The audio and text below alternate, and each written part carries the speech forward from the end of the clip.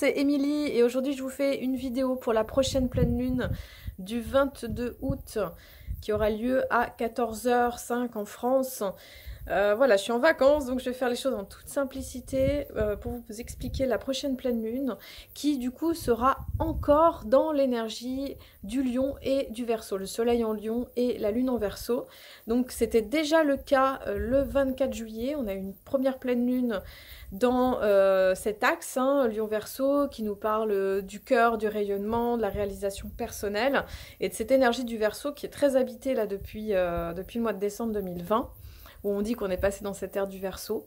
Y a vraiment encore cette lune qui est là, donc on a la fin du signe, où on va vraiment chercher justement ces dernières qualités du signe, parce que quelques heures après, 40 minutes après, la lune passe dans le Poisson, et 8 heures après, on passe dans le signe de la Vierge. Donc on est vraiment à la toute fin de cet axe. Hein. Donc c'est intéressant, c'est un petit peu la possibilité de revisiter ce qu'on a vécu le mois dernier, pour pouvoir finalement le résoudre ou le comprendre peut-être d'une autre façon, d'une autre manière. C'est comme une deuxième chance finalement qui nous est donnée, parce que c'est quand même assez rare d'avoir deux pleines lunes qui restent dans le même axe. Voilà. Alors pour cette pleine lune, donc du coup qui se trouve dans cet axe Lion-Verseau, on aura aussi Jupiter qui va être très serré avec la lune, qui sera dans le signe du Verseau, parce que Jupiter, elle a fait tout son passage dans le signe du Verseau pendant justement de décembre à environ mai. Après elle est passée dans le Poisson et là elle est retournée dans le Verseau fin juillet. Donc on a vraiment cette espèce d'intégration justement de ces énergies du Verseau, de la coopération, solidarité, des nouveaux projets finalement qui émergent avec cette nouvelle Terre hein, qui est déjà là, qui est en émergence finalement de cette nouveauté qui s'inscrit là, qui est en train de se préparer, qui se vit, qui commence à se vivre aussi. Et du coup, Jupiter-Lune nous encourage à aller, je dirais à la fois de focaliser sur les énergies de la famille, les énergies des émotions, de ressentir à l'intérieur, de valoriser finalement ce qu'on ressent dans notre côté féminin, notre sensibilité, tous ces aspects-là qui sont très importants dans le côté lunaire. Et puis aussi développer cette énergie du Verseau, la faire passer, je dirais, à un autre niveau pour qu'elle puisse finalement s'enraciner pour les prochains temps qui sont en train d'arriver, avec tout ce qui se passe, avec voilà, le pass, en tout cas en France, hein, toutes ces choses-là. Alors ensuite, qu'est-ce qu'on a d'autre qui est intéressant? Donc j'ai la feuille qui s'envole. On a Mercure et Mars qui sont dans le signe de la Vierge. Donc Mercure-Mars dans le signe de la Vierge, ça nous parle de l'intellect et de l'action dans le signe de la Vierge. Donc il y a vraiment la possibilité de réfléchir, de mettre les choses vraiment dans le sens du détail, finalement de regarder les choses avec un regard un peu appuyé dans une forme de discernement qui va être importante à avoir finalement. C'est un moment aussi où c'est important de prêter attention à son énergie nerveuse, hein, de ne pas être trop dans la réflexion, dans le mental, hein, parce que du coup c'est vrai que ça pourrait être un peu la tendance de cette énergie-là. Et on a en opposition justement Neptune qui est à 22 degrés du Poisson. Ça va nous demander quelque part d'utiliser à la fois l'intellect et le côté intuitif. De ne pas se perdre dans les illusions aussi mentales ou émotionnelles, hein, d'être dans une forme de discernement quand même. Et pareil au niveau de l'action, c'est-à-dire d'être dans une forme de vigilance finalement, de bien regarder où on va finalement. Où est-ce qu'on place notre énergie, où est-ce qu'on place notre action, où on va finalement. Parce que comme ces deux signes qui sont opposés, ça peut créer parfois de la dispersion, un manque de clarté, et c'est du coup très important d'avoir de la vigilance. Alors ensuite, on a Saturne qui forme un beau trigone avec Vénus qui est dans la balance. Donc Vénus en balance, bah, elle est chez elle, elle est contente, elle est heureuse. Il y a vraiment cette énergie d'amour, des relations, trouver l'équilibre dans nos relations, trouver une forme de justesse. Hein. Donc ça peut parler justement d'un côté sentimental, romantique, mais pas que. Ça parle aussi d'avoir, avec ce trigone à Saturne, beaucoup justement de discernement, de sagesse, de regarder les choses avec de la clarté, peut-être savoir élaguer le superflu, peut-être ce qui a besoin d'être transformé, changé, pour plus de sagesse finalement dans nos relations. Voilà, donc il y a une idée de ça. Donc c'est un beau trigone qui est plutôt sympa. Ensuite, on a Mercure-Mars qui forme un trigone avec Uranus, toujours dans le Taureau. Donc il y a vraiment cette idée de nouveauté dans nos idées, de nouvelles relations, nouvelles pensées, de laisser émerger la nouveauté. Hein. Vraiment, Uranus, c'est ce qui vient nous bouleverser, nous amener du changement.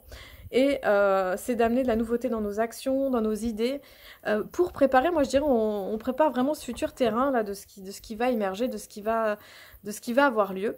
Et voilà, donc c'est important de se préparer à tout ça, à cette nouveauté qui se met en marche.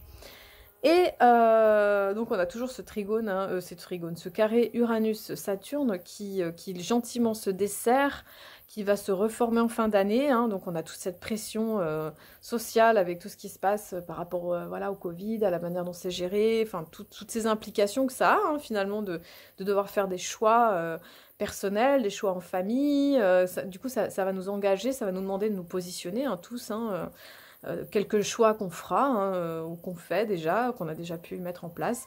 Voilà, donc ça demande aussi ça et c'est voilà, c'est une position qui peut être un petit peu encore tendue.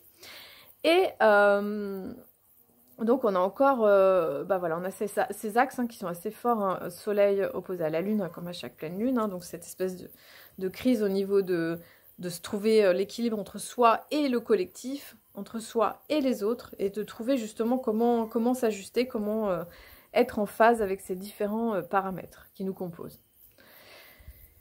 Et ensuite, on a aussi Pluton qui forme un trigone plutôt léger avec Mercure. Donc, il y a des nouvelles idées qui viennent, possibilité de transformer des relations au niveau de la communication, d'aller dans nos profondeurs pour regarder les choses autrement.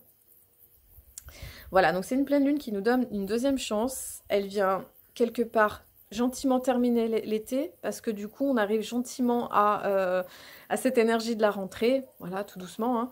Et ce que je voulais vous dire par rapport à ça, donc chez les Mayas, on passe dans l'onde de l'étoile jaune du 19 août au 31 août, donc c'est l'encouragement à aller chercher la beauté, l'harmonie, l'élégance, tout ce qui est créatif, artistique, mais aussi se connecter avec son étoile d'origine, se connecter avec nos frères et sœurs galactiques, ceux qui viennent du même monde ou d'étoiles voisines, donc se connecter vraiment avec cette dimension de nous, en fait, qui est au-delà, finalement, de notre humanité. Donc cet encouragement à ça et de trouver de l'harmonie avec cet aspect-là.